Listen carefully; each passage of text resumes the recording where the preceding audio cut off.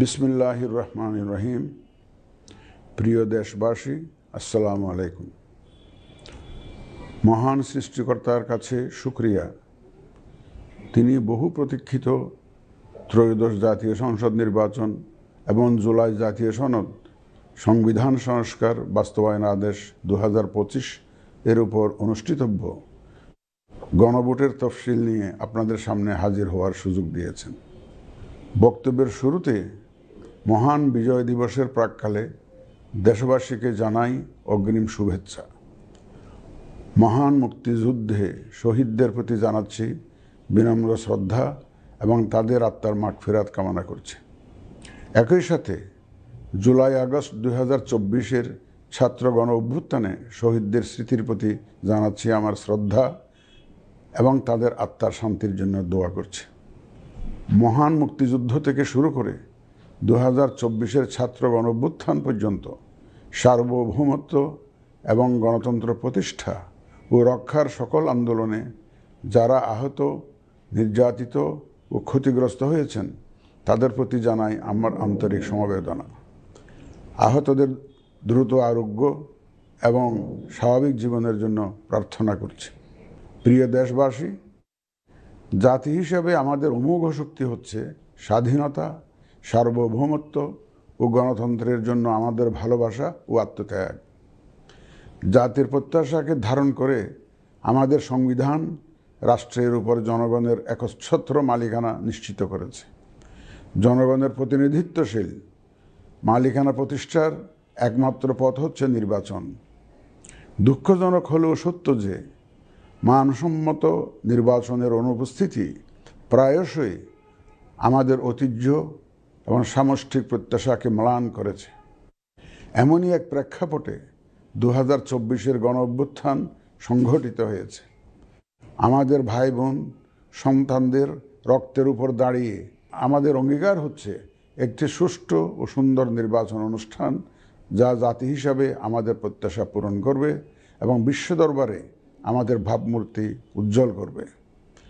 আমার দৃঢ় বিশ্বাস আপনারা একই প্রত্যাশা ধারণ করেন এবং একই অঙ্গীকারে অঙ্গীকারবদ্ধ। প্রিয় দেশবাসী, সুষ্ঠু ও গ্রহণযোগ্য নির্বাচনের লক্ষ্যে গত এক বছরে আমরা বেশ কিছু গুরুত্বপূর্ণ কাজ সম্পাদন করেছি। একটি স্বচ্ছ নির্বাচনের পূর্বশর্ত হচ্ছে একটি নির্ভুল, পূর্ণাঙ্গ ও স্বচ্ছ ভোটার তালিকা। আমরা শুরুতেই এই কাজে হাত দিই। গত এক বছরে নতুন ভোটার অন্তর্ভুক্তির পাশাপাশি ভোট বিমুখ এবং বাদ পড়া প্রায় 45 লক্ষ ভোটারকে তালিকায় অন্তর্ভুক্ত করা হয়েছে এবং 21 লক্ষাধিক মৃত ভোটারকে তালিকা থেকে বাদ দেওয়া হয়েছে। নারী ভোটারদের যথাযথ অন্তর্ভুক্তির অভাবে পুরুষের সাথে নারী ভোটারের ব্যবধান বেড়ে প্রায় 29 লক্ষে গিয়ে দাঁড়ায়। বাদ পড়া নারী ভোটারদের মাঝে সচেতনতা সৃষ্টির মাধ্যমে সেই ব্যবধান উল্লেখযোগ্যভাবে কমিয়ে আনা হয়েছে। আইন সংশোধন করে ভোটার হওয়ার যোগ্যতার তারিখ প্রতি বছর 1 জানুয়ারির পরিবর্তে কমিশন কর্তৃক নির্ধারিত দিনে নির্ধারণ করা হয়েছে। এর ফলে 31 অক্টোবর 2025 পর্যন্ত যোগ্য তরুণ ভোটারগণ ভোট দিতে পারছেন। গত 18 নভেম্বর প্রকাশিত তালিকা অনুযায়ী বর্তমানে দেশে ভোটারের সংখ্যা দাঁড়িয়েছে 12,76,95,183 জনে। এর মধ্যে পুরুষ ভোটারের সংখ্যা 6,48,14,907 জন এবং নারী ভোটারের সংখ্যা 6,28,79,042 জন। গত এক বছরে নির্বাচন কমিশনের সক্ষমতা বৃদ্ধির পাশাপাশি সংশ্লিষ্ট সকলের জবাবদিহিতা বাড়াতে আমরা বহুবিধ আইনি ও কাঠামোগত সংস্কার সম্পন্ন করেছি। গণপ্রতিনিধিত্ব আদেশ এবং রাজনৈতিক দল ও প্রার্থীদের আচরণবিধিতে যথাযথ পরিবর্তন, সংশোধন ও পরিমার্জন করা হয়েছে। নির্বাচন ব্যবস্থা সংস্কার কমিশনের বিভিন্ন সুপারিশের পাশাপাশি নির্বাচন কমিশনের নিজস্ব মূল্যায়ন ও অংশীজনের পরামর্শের ভিত্তিতে এসব সংস্কার করা হয়েছে। এই উদ্যোগ সফলভাবে সম্পন্ন করতে সহযোগিতার জন্য আমি অন্তর্বর্তীকালীন সরকার, নির্বাচন ব্যবস্থা সংস্কার কমিশন ও জাতীয় ঐকমত্য কমিশন সহ সকল অংশীজনদের জানাই আমার কৃতজ্ঞতা। প্রিয় দেশবাসী, বিভিন্ন কারণে এবারের নির্বাচন আমাদের জাতির ইতিহাসে অনন্য ও গুরুত্বপূর্ণ। প্রথমত, প্রকৃত গণতান্ত্রিক ধারা পুনঃপ্রতিষ্ঠার পাশাপাশি কাঙ্ক্ষিত সংস্কার প্রশ্নে সিদ্ধান্তের নির্বাচন এটি। এবার জাতীয় সংসদ নির্বাচন ও গণভোট একই দিনে অনুষ্ঠিত হবে, যা একটি নতুন অভিজ্ঞতা। দ্বিতীয়ত, সংশ্লিষ্ট সকল রাষ্ট্রীয় ও গণতান্ত্রিক প্রতিষ্ঠানের জন্য এই নির্বাচন হচ্ছে সক্ষমতা প্রমাণ করে ভাবমূর্তি পুনরুদ্ধারের অনন্য সুযোগ। তৃতীয়ত, দীর্ঘ গণতান্ত্রিক আন্দোলন সংগ্রামের পর দেশের স্বার্থে রাজনৈতিক দলসমূহের মাঝে সৌহার্দ্যপূর্ণ গণতান্ত্রিক প্রতিযোগিতার ধারা প্রবর্তনের দাবি রাখে এই নির্বাচন।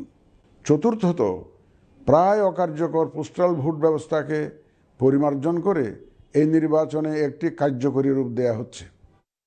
বিশেষ করে বাংলাদেশের অন্যতম চালিকা শক্তি আমাদের রেমিটেন্স যোদ্ধা তথা প্রবাসী বাংলাদেশি ভোটারদের প্রথমবারের মতো ভোটের আওতায় আনা হচ্ছে। একইভাবে প্রথমবারের মতো ভোটের আওতায় আসছেন আইনি হেফাজতে থাকা ভোটারগণ। এছাড়াও নিজ নির্বাচনী এলাকার বাইরে কর্মরত সরকারি কর্মচারী এবং নির্বাচন অনুষ্ঠানের সাথে সম্পৃক্ত ব্যক্তিগণ পোস্টাল ব্যালটের মাধ্যমে এবার ভোট দেবেন। প্রিয় ভোটারবৃন্দ, ভোট আপনার শুধু নাগরিক অধিকারই নয়, বরং পবিত্র আমানত ও দায়িত্ব। এই দায়িত্ব সচেতনভাবে আপনারা পালন করবেন, এ আমার বিশ্বাস। যে কোনো ভয়ভীতি, প্রলোভন, প্রবঞ্চনা এবং সীমাবদ্ধতার ঊর্ধ্বে উঠে নিঃসংকোচে আপনাদের ভোটাধিকার প্রয়োগ করুন। আপনাদের নিরাপদ ও উৎসবমুখর অংশগ্রহণ নিশ্চিতকল্পে সংশ্লিষ্ট সকল প্রতিষ্ঠান ও বাহিনী কাজ করবে। ধর্ম, গোত্র, গোষ্ঠী, লিঙ্গ নির্বিশেষে সকলে এই আনন্দ আয়োজনে অংশগ্রহণ করুন। পরিবারের প্রতিবন্ধী, বয়স্ক ও সন্তান সম্ভবা মা সহ সকলকে নিয়ে ভোট দিতে আসুন। আমি আশা করি আপনাদের স্বতঃস্ফূর্ত অংশগ্রহণের মাধ্যমে ভোটের অনুষ্ঠান উৎসবে রূপ নেবে। প্রবাসে বসবাসরত প্রিয় ভোটারগণ, প্রবাস থেকে ভোটদানের জন্য নিবন্ধন কার্যক্রম গত 18 নভেম্বর থেকে চলমান আছে। আগামী 25 ডিসেম্বর পর্যন্ত পোস্টাল ভোট বিডি অ্যাপের মাধ্যমে পৃথিবীর যে কোনো স্থান থেকে ভোটদানের জন্য আপনারা নিবন্ধন করতে পারবেন। আপনারা এই সুযোগ গ্রহণ করে ভোটে অংশ নিন, দেশ গঠনে আপনাদের অধিকার বুঝে নিন। প্রবাসী ভোটারগণ ছাড়াও দেশের ভিতরের 3 ধরনের ভোটার পোস্টাল ব্যালটে ভোট দিতে পারবেন, যা ইতিমধ্যে উল্লেখ করেছি। প্রবাসী ভোটারগণের পাশাপাশি এই 3 ধরনের ভোটারগণ আগামীকাল থেকে শুরু করে আগামী 25 ডিসেম্বর 2025 পর্যন্ত পোস্টাল ভোট বিডি অ্যাপের মাধ্যমে এবং নির্ধারিত পদ্ধতিতে পোস্টাল ভোটের জন্য নিবন্ধন করতে পারবেন। ব্যক্তি ভোটার ও প্রতিষ্ঠানসমূহের প্রতি আমার আহ্বান, আসুন আমরা আমাদের ভোটাধিকার নিশ্চিত করি এবং ভোটে অংশ নেই।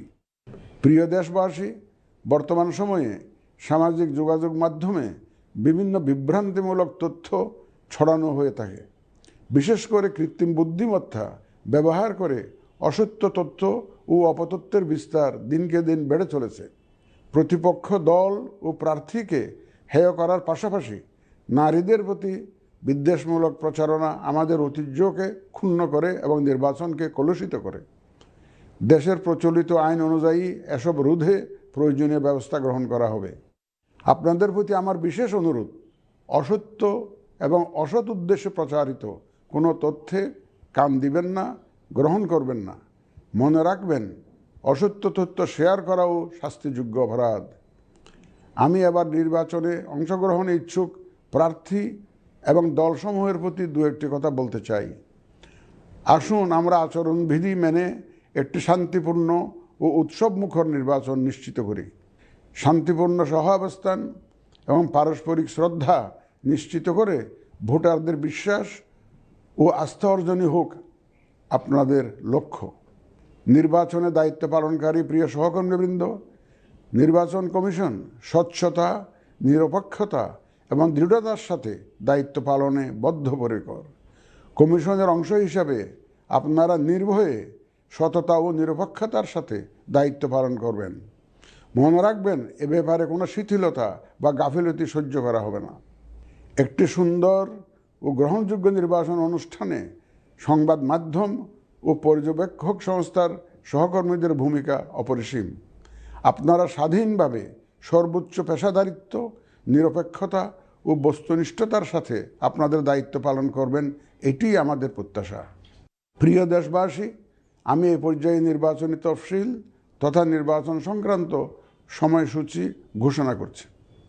আগামী 2026 সালের ফেব্রুয়ারি মাসের 12 তারিখ রোজ বৃহস্পতিবার 300 আসনে ত্রয়োদশ জাতীয় সংসদ সাধারণ নির্বাচন এবং একই সাথে জুলাই জাতীয় সনদ সংবিধান সংস্কার বাস্তবায়ন আদেশ 2025-এর উপর গণভোট অনুষ্ঠিত হবে। ত্রয়োদশ জাতীয় সংসদ নির্বাচনের জন্য মনোনয়নপত্র দাখিলের শেষ তারিখ আগামী 29 ডিসেম্বর 2025 রোজ সোমবার। মনোনয়নপত্র বাছাই হবে আগামী 30 ডিসেম্বর 2025 রোজ মঙ্গলবার হতে 4 জানুয়ারি 2026 রোজ রবিবার পর্যন্ত। রিটার্নিং অফিসারের আদেশের বিরুদ্ধে কমিশনে আপিল দায়েরের শেষ তারিখ 11 জানুয়ারি 2026 রোজ রবিবার। কমিশনে দায়েরকৃত আপিল নিষ্পত্তির তারিখ 12 জানুয়ারি 2026 রোজ সোমবার থেকে 18 জানুয়ারি 2026 রোজ রবিবার পর্যন্ত। প্রার্থিতা প্রত্যাহারের শেষ তারিখ 20 জানুয়ারি 2026 রোজ মঙ্গলবার।